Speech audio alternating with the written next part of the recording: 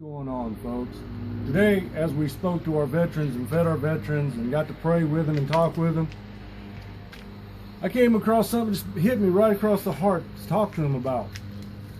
And it happens to deal, if you are a veteran, you will actually understand this probably a lot quicker than most. Now, this pertains to everybody, but I want to talk about a soldier that's in the Bible, a soldier that is of high rank. Maybe you know him. His name is Pontius Pilate. Well, old Pilate, see, he was in charge of thousands of troops. He was also in charge of that whole city. And we saw what happened there, right?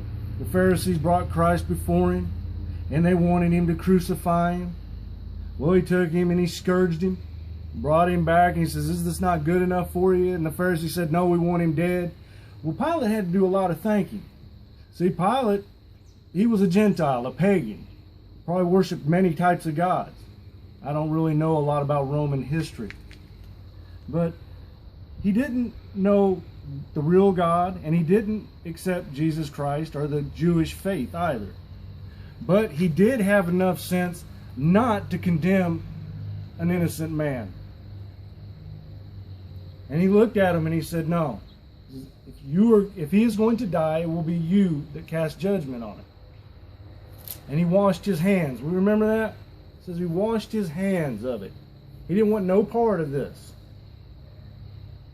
If you turn your Bibles to James chapter 4 and read verse 8, it says, "Draw near to God, and he will draw near to you.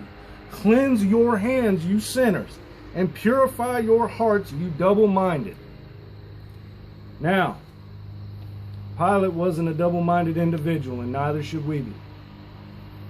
That didn't make a lot of sense, but neither should we.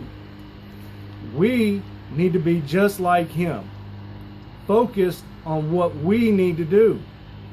But it's kind of hard to do that when you have a lot of people putting a lot on you at one time, piling a whole bunch into your hands.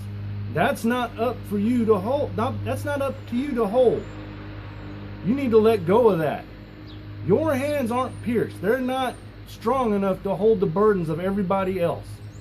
Each and every one of us has our own problems. Each and every one of us struggles daily. Each and every one of us also seems to care about people, and we want to help. But when we start taking on so much,